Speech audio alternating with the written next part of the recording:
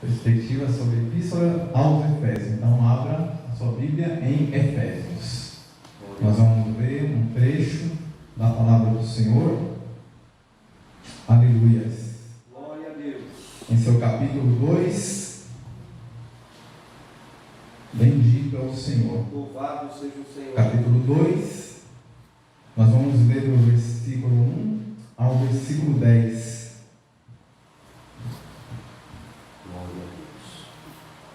Glórias a Ti, Jesus. Todos acharam? Então passamos à leitura. A salvação pela graça é o título desse capítulo. E vos vivificou, estando vós mortos em ofensas e pecados, em que noutro tempo andastes segundo o curso deste mundo, segundo o príncipe das potestades do ar, do espírito que agora opera nos filhos da desobediência, entre os quais todos nós também antes andávamos nos desejos da nossa carne, fazendo a vontade da carne e dos pensamentos, e éramos por natureza filhos da ira, como outros também. Mas Deus, que é riquíssimo em misericórdia, pelo seu muito amor com que nos amou, estando nós ainda mortos em nossas ofensas, nos vivificou juntamente com Cristo. Pela graça sois salvos. E nos ressuscitou juntamente com Ele, e nos fez assentar nos lugares celestiais em Cristo Jesus, para mostrar nos séculos vindouros as abundantes riquezas da sua graça, pela sua benignidade para conosco e em Cristo. Porque pela graça sois salvos, por meio da fé. E isto não vem de vós, é dom de Deus, não vem de obras, para que ninguém se glorie, porque somos feitura sua, criados em Cristo Jesus, para as boas obras, a qual Deus preparou para que andássemos nela. Aleluia!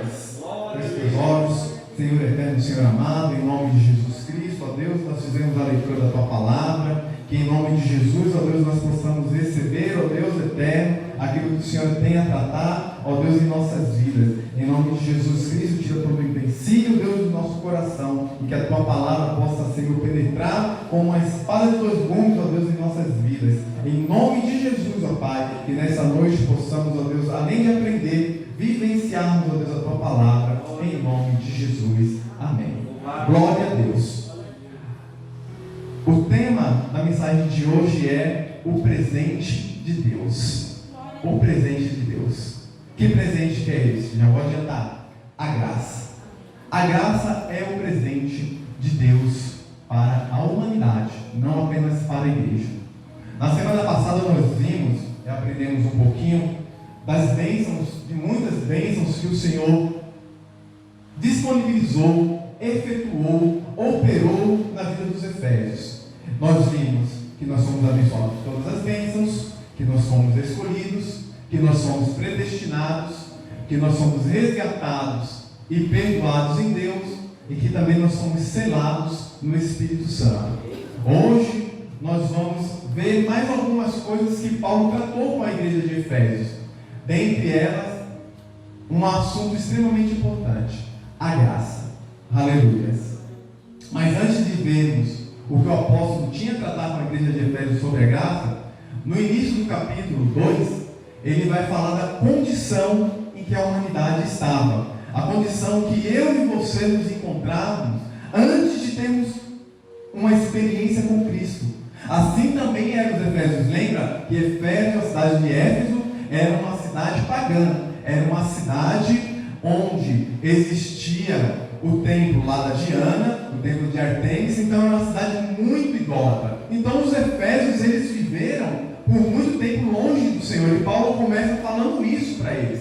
Eles começam dizendo: olha, vocês eram mortos, mas foram vivificados em Deus. Aleluia. Vocês estavam mortos. Então nós vemos que antes de ter um encontro com o Senhor, aleluia, Paulo vai falar para os Efésios: vejam, lembre-se do passado de vocês, lembre de onde vocês saíram. Vocês não tinham Cristo, e portanto vocês viviam dessa situação, nessa situação que nós vamos ver daqui a pouquinho.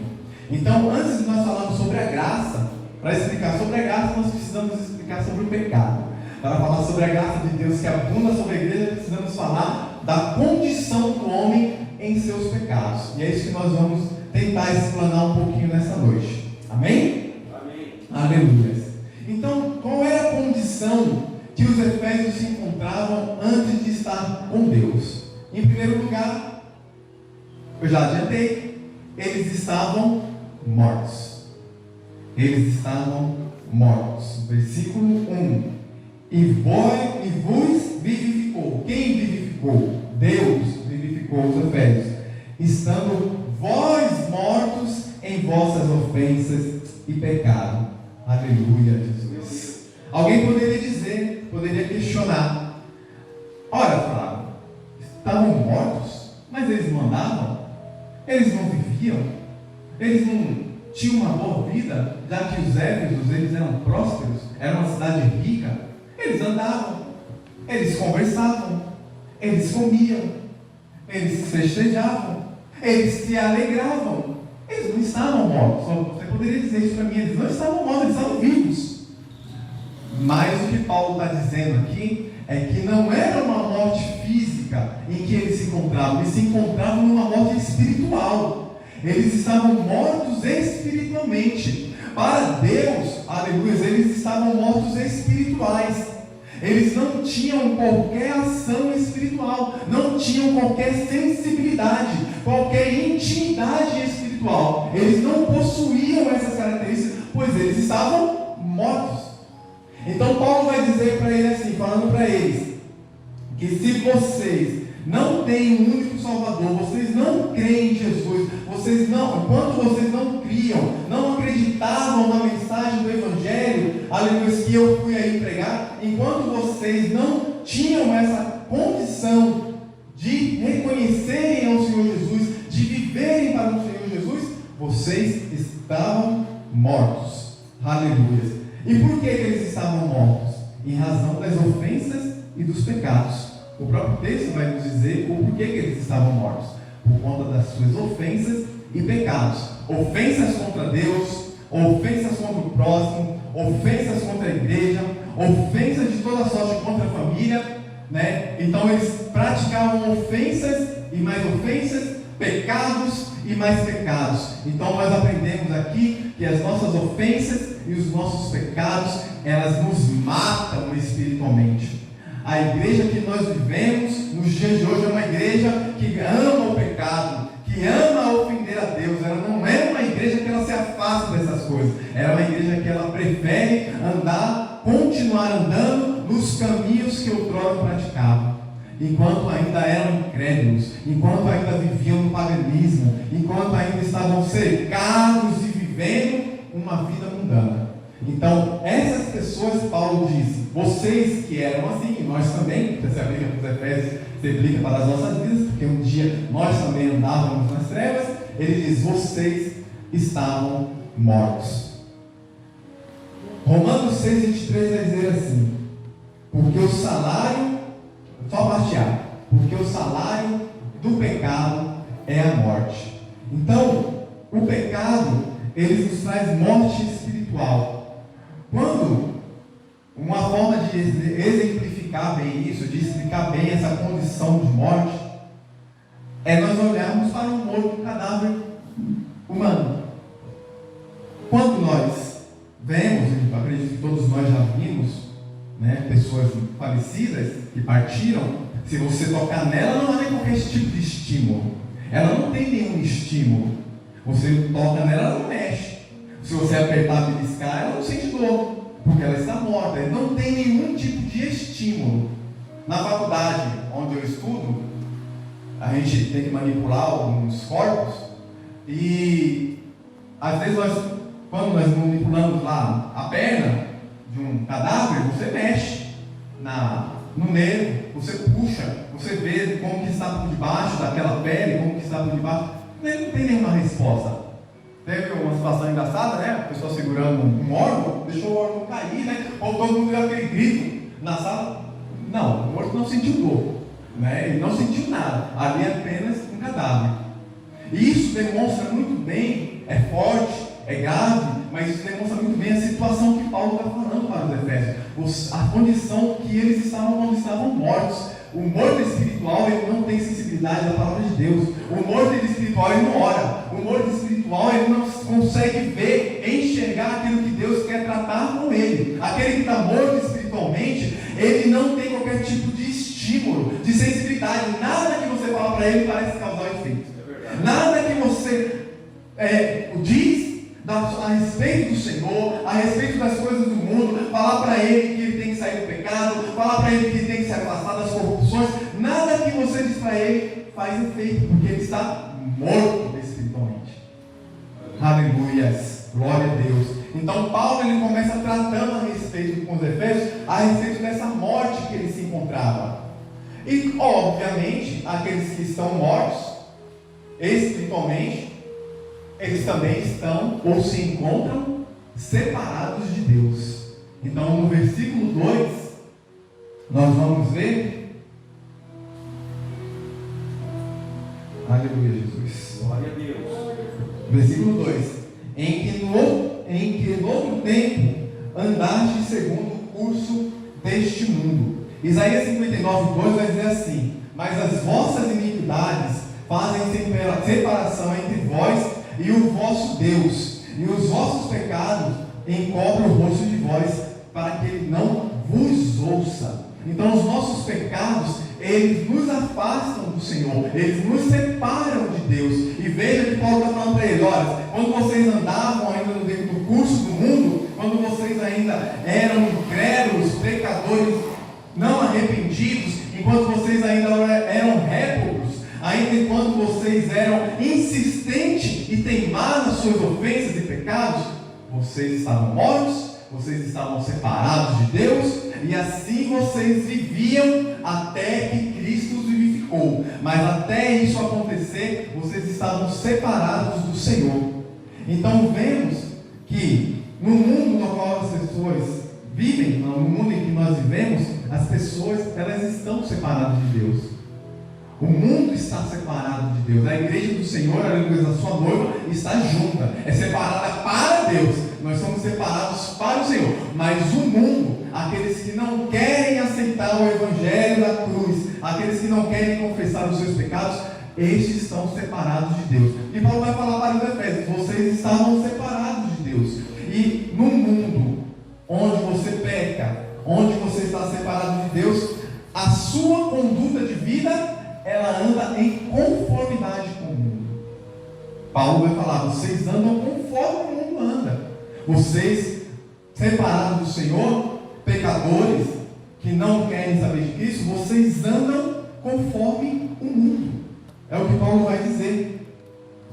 Veja que o comportamento do mundo, do homem mundano, ele é um comportamento de desobediência ao Senhor. Eles desobedecem a Deus insistentemente.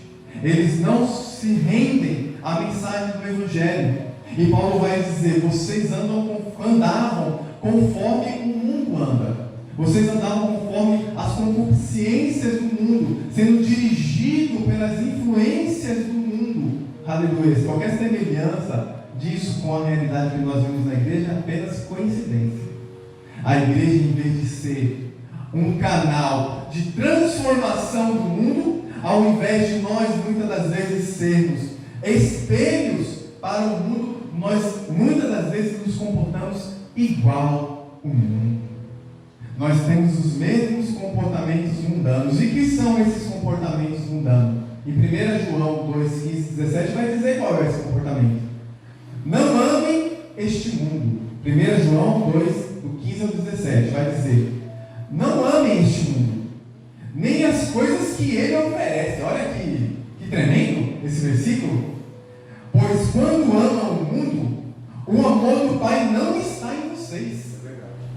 Porque o mundo oferece apenas o desejo intenso por prazer físico, o desejo intenso por tudo que vemos, e o orgulho das nossas realizações e bens. Isso não provém do Pai, aleluias, mas do mundo. E este mundo passa e com ele tudo que as pessoas tanto desejam. Mas quem faz o que agrada a Deus, vive para sempre. Aleluia! Louvado seja o nome do Senhor. Aleluia! Nós temos que ter uma prática contrária àquela que o mundo nos impõe, aquilo que é ensinado, aleluia, pela televisão, aquilo que é ensinado muitas das vezes no trabalho, na nossa faculdade. Aleluia! Nós não devemos compactuar com esses ensinamentos e com esses posicionamentos. Nós somos de Cristo, nós andamos na contramão do mundo, nós fazemos tudo ao contrário do que o mundo diz, nós fazemos aquilo que a palavra do Senhor diz. E Paulo fala para os Efésios: vejam, vocês vivem e viviam ainda nas conformidades do mundo, porque vocês não abandonam os seus pecados, vocês não abandonam as suas práticas, e o comportamento que vocês têm é de um mundano. Aleluia. E Paulo vai dizer mais. Ele vai dizer que aqueles que não professam e vivem uma vida com Cristo são desobedientes a Deus. Aleluia. E são dominados pelo diabo. Olha que forte isso. Aqueles que andam nos seus pecados, aqueles que não se arrependem das suas transgressões, aqueles que insistem em continuar pecando e errando, eles são desobedientes a Deus e são servos do diabo. Aleluia. Versículo 2 aqui de Efésios 2 vai dizer: em que no outro tempo andaste segundo o curso deste mundo, segundo o príncipe das potestades do ar, leia-se aqui, Satanás e os seus demônios, do que agora opera nos filhos da desobediência. Então a Bíblia deixa bem claro que aqueles que são desobedientes a Deus, esses são operados pelo espírito do príncipe da potestade do ar, ou seja, pelo Satanás e seus anjos. Eles são direcionados, dirigidos, escravizados pelo diabo. As pessoas têm medo, né, de falar diabo na igreja, né? Fala diabo, não, o povo diabo, não, meu irmão, para de falar do diabo. A igreja de Cristo, a noiva do Senhor, não tem medo do diabo, porque nós somos, aleluia, guardados, lavados, remidos, protegidos, aleluia, temos segurança, como aprendemos na semana passada, em Deus. Nós não tememos o Satanás, nem as suas hostes malignas. A igreja do Senhor está lavada, mas todo mundo que está na igreja é lavado e remido pelo sangue do Senhor. Então esses são os desobedientes que Paulo está falando. Ele vai dizer: muitos de vocês eram desobedientes e viviam e serviam para Satanás. E aí nós vamos ver que a desobediência, ela não nasceu ali em Éfeso, ela não começou com os Efésios. A desobediência iniciou-se com Adão. Em Gênesis 3 nós vamos ver quando Adão ele peca contra Deus e ele come do fruto proibido. Ali nasce a desobediência do homem contra Deus. E a desobediência nunca parou de crescer. Foram passando os anos, séculos, a desobediência só foi aumentando entre a humanidade. As pessoas foram ficando mais desobedientes, mais reclusas nos seus pecados, mais afastadas do Senhor, fazem questão de andarem separadas de Deus, fazem questão de manterem as suas ofensas. Esses são os desobedientes, esses são os dominados pelo diabo. Em 2 Coríntios 4, versículo 3 e 4 vai dizer assim: mas se o nosso evangelho ainda está encoberto, é para os que se perdem que ele está encoberto. Aleluia. É para os que se perdem. Paulo e nós proclamamos o evangelho para a humanidade.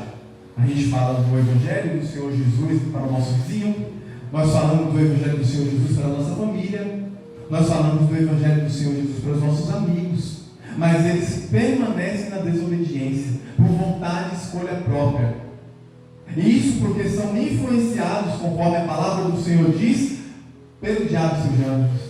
Eles são influenciados. O evangelho é pregado, mas se eles não entendem, Paulo diz, se não compreendem a mensagem do evangelho, não compreendem a mensagem do evangelho, para aqueles que se perdem, para estes está encoberto a mensagem do evangelho.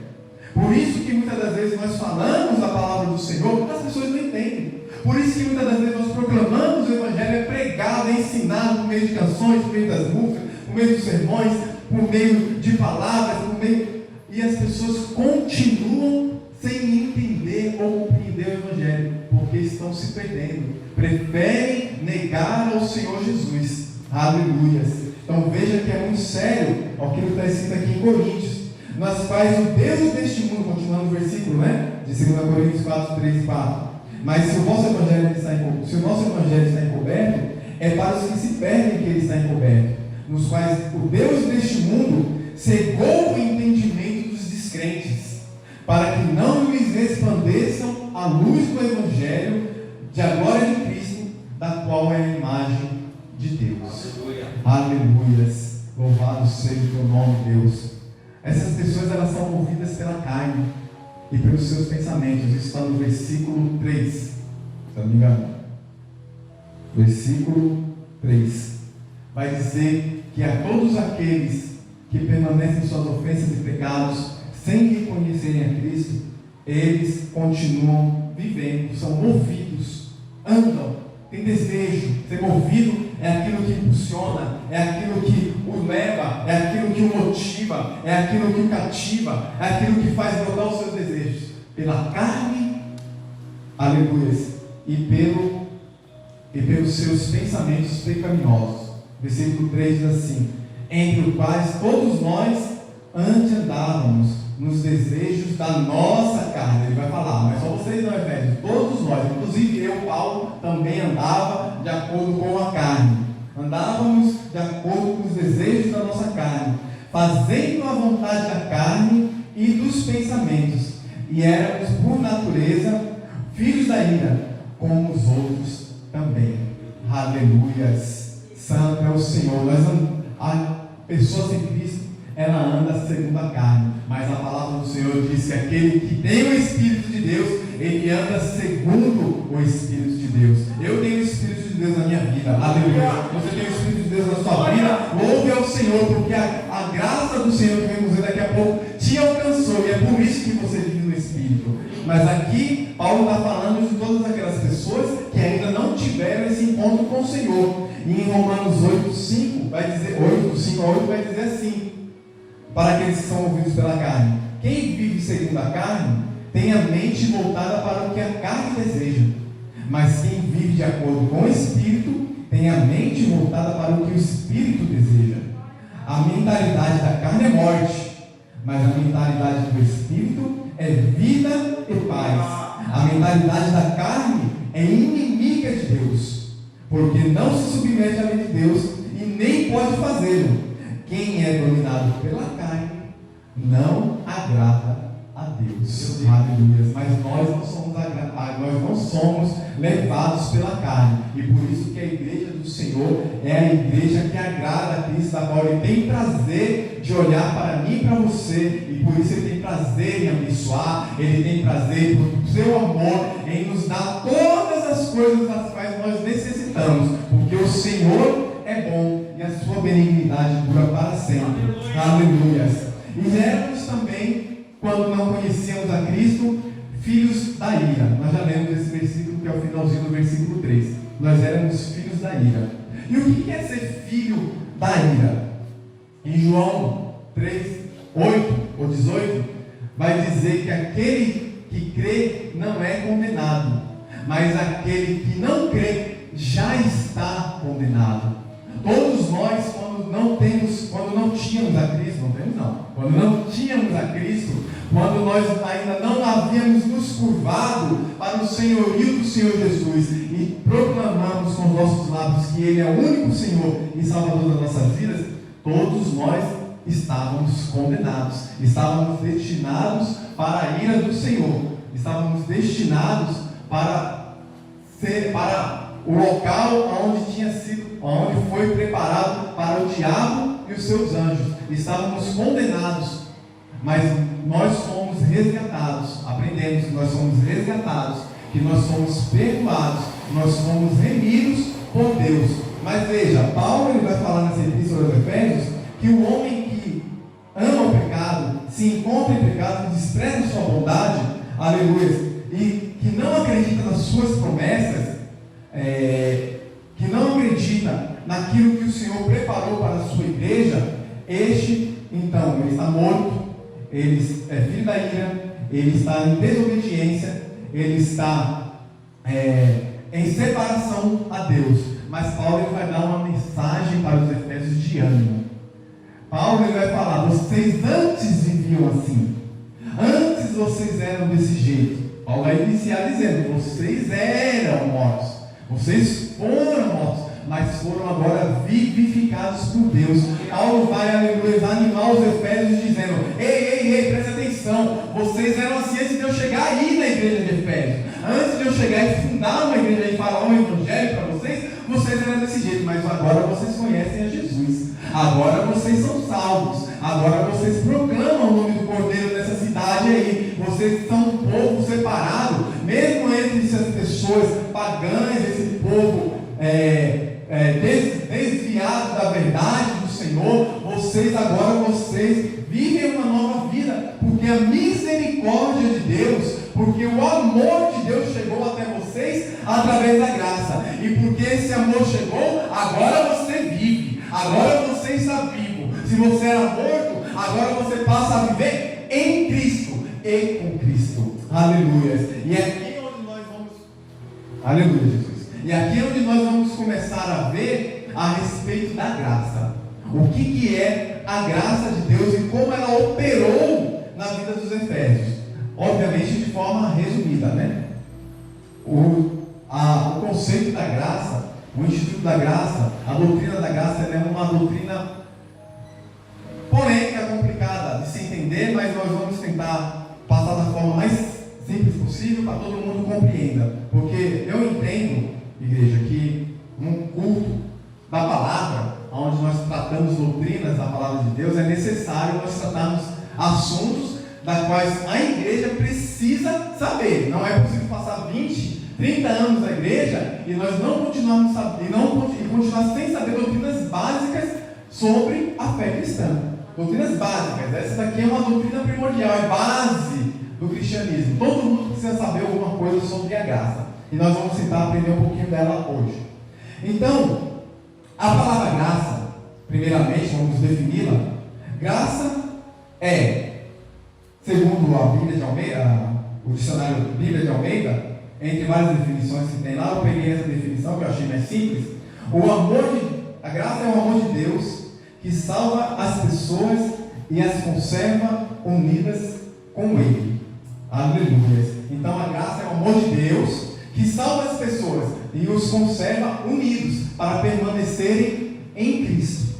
Ainda, o dicionário Vini, ele vai dizer que graça, do grego charis, né, significa a disposição graciosa ou amigável, da qual procede o ato benevolente, graciosidade, ternura, clemência, a boa vontade em geral, especialmente com referência ao favor divino ou graça. Essa é a definição do dicionário Vini. Vamos simplificar isso e trocar isso em miúdos.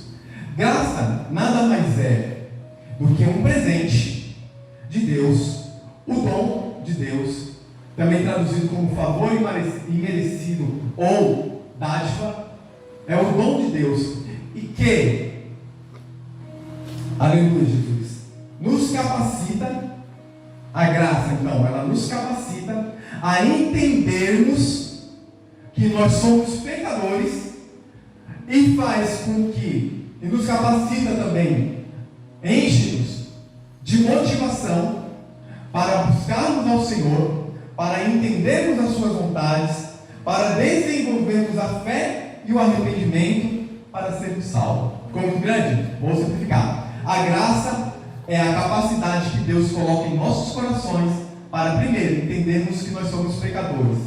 Segundo, para despertar em nós o arrependimento. Terceiro, para que nós venhamos a ser habilitados a ter fé para crer em Jesus. Aleluia. Se não fosse a graça, nada disso seria possível. Você não se arrependeu porque você quis. Você, aleluia, não levantou sua mão um dia lá na igreja, quando o pastor fez um apelo e falou: eu quero aceitar Jesus Cristo, eu quero viver para ti. Não foi você que fez isso. Não foi o seu ato que fez isso. Você não tinha condições. Paulo vai dizer para os Efésios: vocês não tinham condições de fazer nada para Deus. Por isso que Deus faz um favor para você. Ele te capacita a desejá-lo. Aleluia!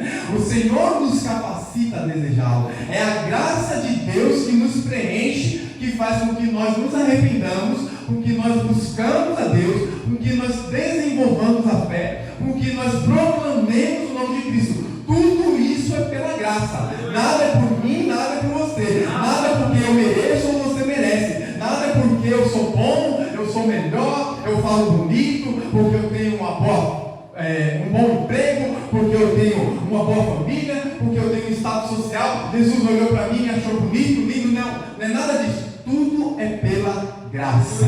Tudo é pela graça de Deus. Aleluia. No versículo 8, aqui de Efésios 2:8, Deus vai dizer assim: porque pela graça sois salvos, por meio da fé, e isto não vem de vós, é dom de Deus. Aleluia. A graça ela é tão importante que ela aparece 164 vezes no Novo Testamento. 164 vezes no Novo Testamento. Só nessa epístola de Efésios, se eu não me engano. Aleluia. Só nessa epístola de Efésios, ela aparece, se não me engano, 40 e poucas vezes.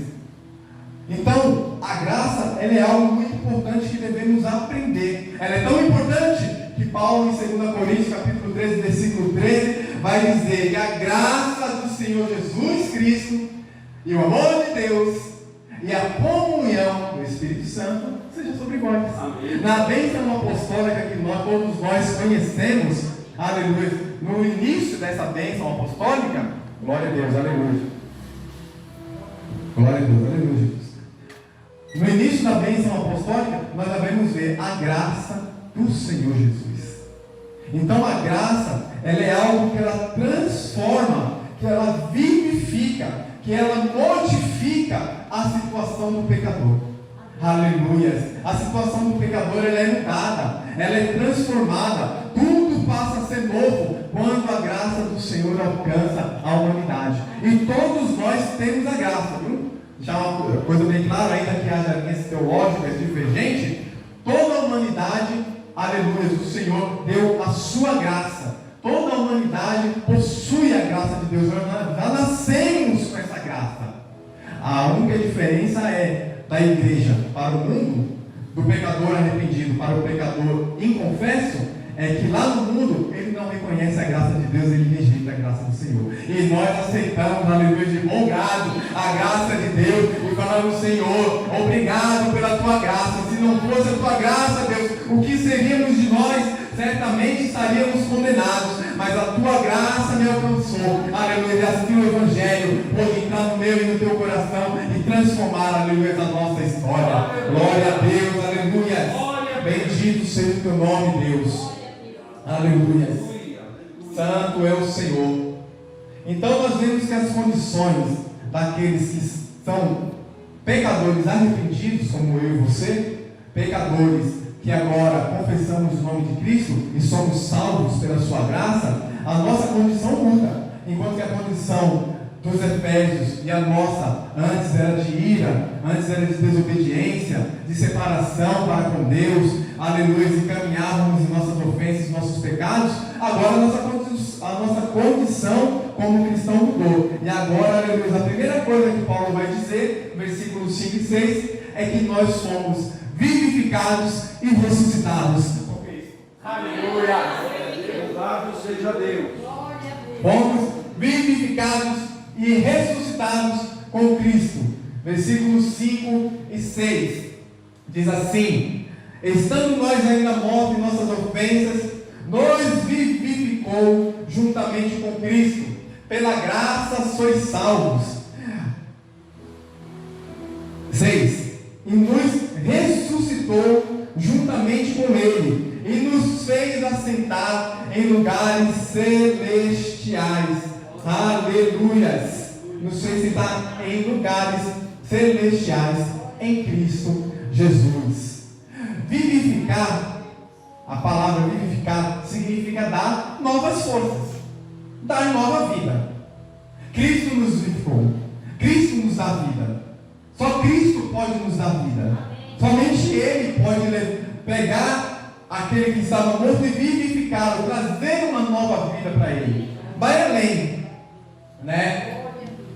A Bíblia vai dizer que é mesmo quando nós estávamos mortos, ele já nos vivificou. Aqui trata da graça preveniente, não vou entrar nesse assunto. Mas veja que o Senhor, desde quando nós estávamos mortos, ele já nos vivificou. O Senhor ele tem poder, aleluia, para além do tempo, tanto para o passado, quanto para o futuro, quanto no tempo atual. O Senhor ele tem poder. Quando nós ainda estávamos mortos, a Bíblia diz, ele já nos vivificou. Ele já tinha um plano para vivificar todos aqueles que crescem, todos aqueles que acreditassem. Para a igreja do Senhor nessa terra, ele tinha um plano de vivificar essas vidas. E ele vivificou a mim e a você. Nós somos vivificados em Jesus e com Jesus. João 14,19 vai dizer assim: em breve o mundo não me verá mais, mas vocês me verão. Porque eu vivo, vocês também vão viver. Aleluia. Porque eu vivo, eu Jesus que morri e ressuscitei. Porque eu vivo, vocês também vão viver. Aleluia. É uma promessa de Deus. Somos vivificados no Senhor. Glórias a ti, ó Deus. E ressuscitar, o que é ressuscitar? Ressuscitar é trazer o morto de volta à vida. Ressuscitar é isso, é trazer o morto, literalmente. Trazer o morto de volta à vida.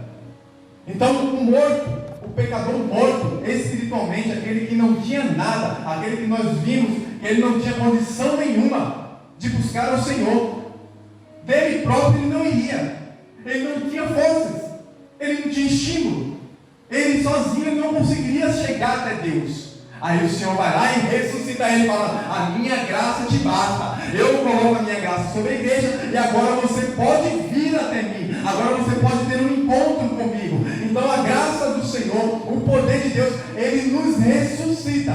Ressuscitou a nós, ressuscitou a Efésios e ressuscitou a Lázaro. Eu vou pegar o exemplo de Lázaro, aleluia, para explicar a respeito dessa ressurreição.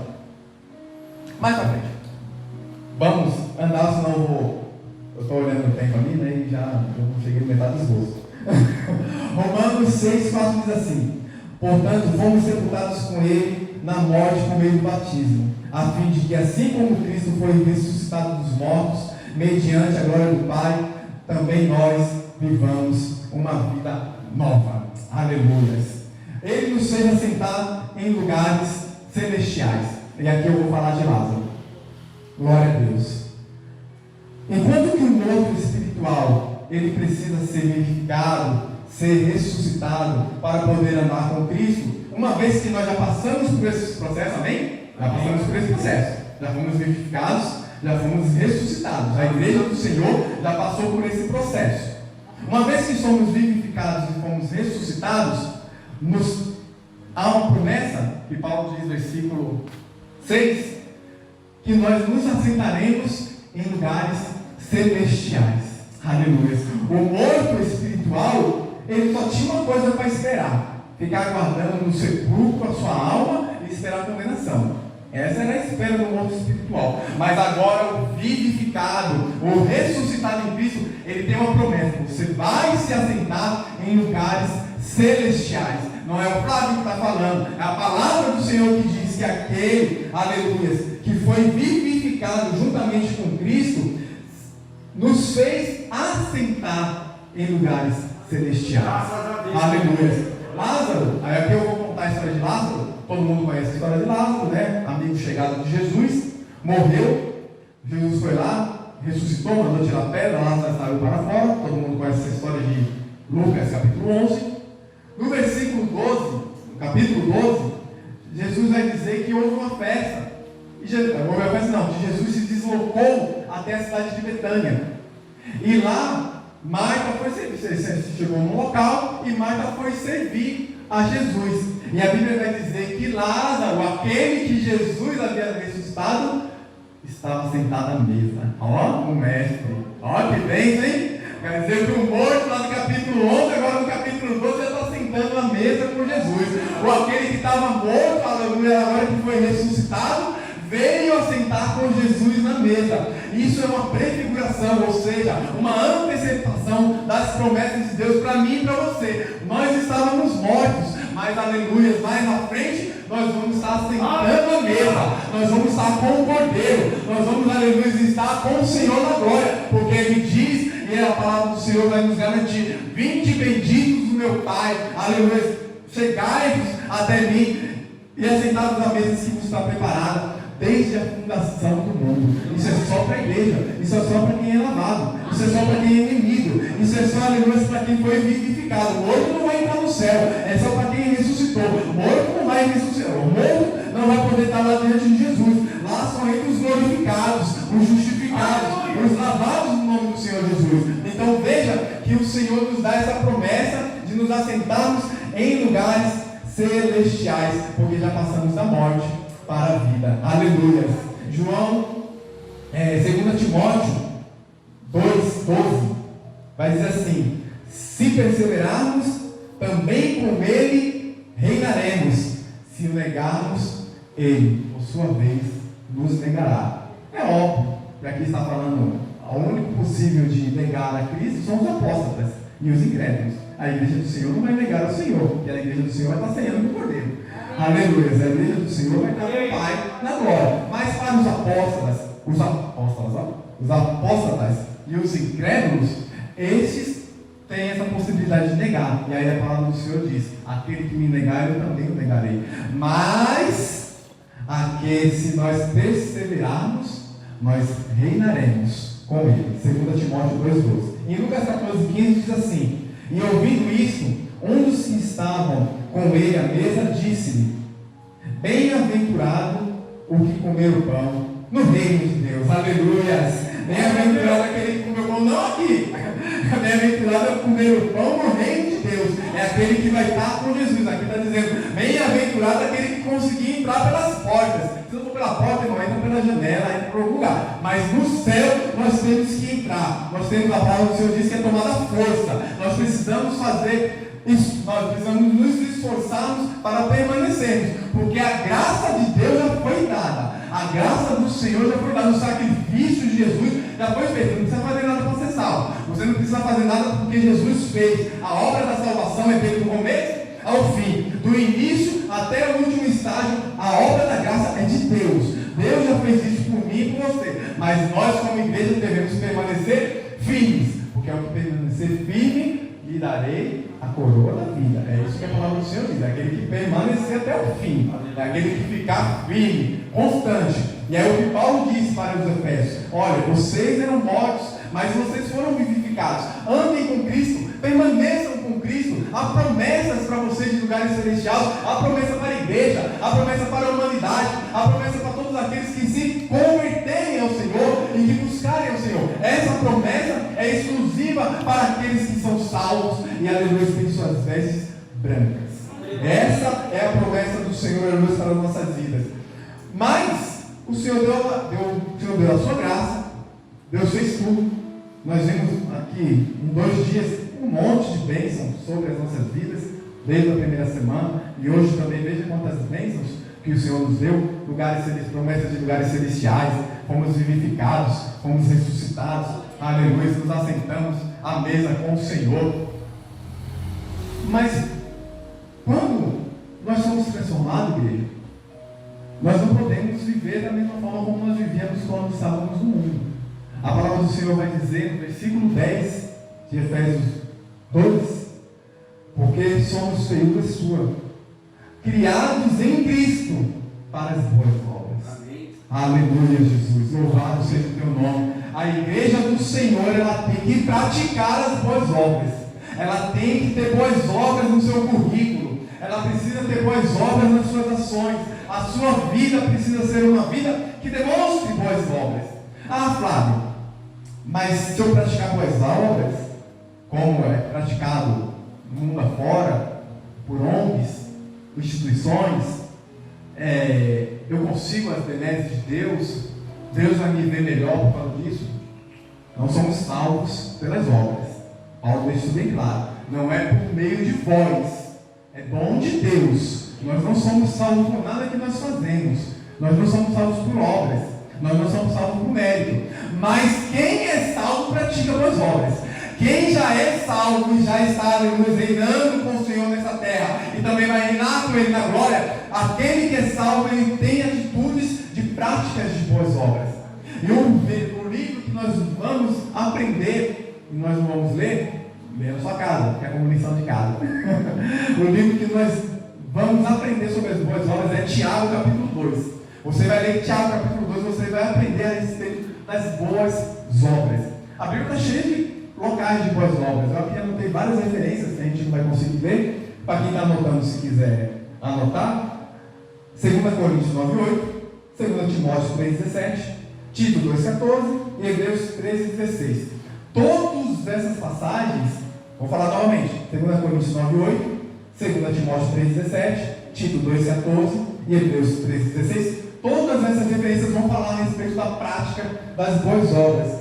E é inaceitável, amados, inaceitável que a igreja do Senhor, que se diz lavada, que se diz remida, que se diz vivificada por Deus, da qual o amor de Deus e a sua misericórdia foi derramada sobre a igreja, ela vive uma vida cristã, dizendo que ama o Senhor e não pratica boas obras. Isso é antibíblico. Às luzes das Escrituras, isso não é possível. Nós devemos praticar as boas obras, sim. Devemos cumprir a vontade do Senhor, porque quando nós fazemos as boas obras, a palavra do Senhor diz que nós nos aproximamos da vontade de Cristo. Nós nos aproximamos em parecer com Cristo. Nós começamos a ficar parecidos com o Senhor quando nós praticamos as boas obras. E o Senhor, a graça do Senhor sobre as nossas vidas, a transformação e a salvação é só o começo da nossa história com o Senhor, não é o fim. A salvação em Cristo não é agora eu sou salvo, pronto, está tudo certo, está tudo resolvido. Não é assim. A salvação é o início da nossa jornada cristã. A graça do Senhor, a sua salvação é o início da nossa caminhada. E aí nós começamos a agir como o Senhor Jesus e passamos a fazer tudo aquilo que Jesus fez, tudo aquilo que os apóstolos fizeram quando andaram na terra, nós fazemos iguais. Isso é viver uma vida cristã. Essa é a vontade que o Senhor quer para as nossas vidas, porque somos feituras suas, criados em Cristo Jesus para as boas obras, as quais o que? As boas obras Deus preparou para que andássemos nela. Deus preparou de antemão para que andássemos em boas obras.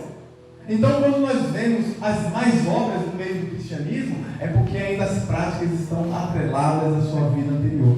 É porque ainda não foram vivificados, não foram ressuscitados, e por isso que eles não conseguem viver aquilo que a palavra de Deus diz. Mas nós, como igreja, aleluia, do Senhor, nós vamos conseguir andar em boas obras, nós vamos conseguir cumprir o papel que o Senhor chamou para mim e para você, nós vamos conseguir viver uma vida que o Senhor quer, aleluia, e assim o Senhor se agradará de mim e de você. Colossenses 1:10 vai dizer assim: para que possais andar dignamente diante do Senhor, agradando-lhe em tudo, frutificando em toda boa obra e crescendo no conhecimento de Deus. Aleluias! Glórias a ti, Jesus. Então Paulo vai falar para os Efésios: olha, vocês viviam antes uma vida de morte, mas agora vocês vivem uma vida transformada.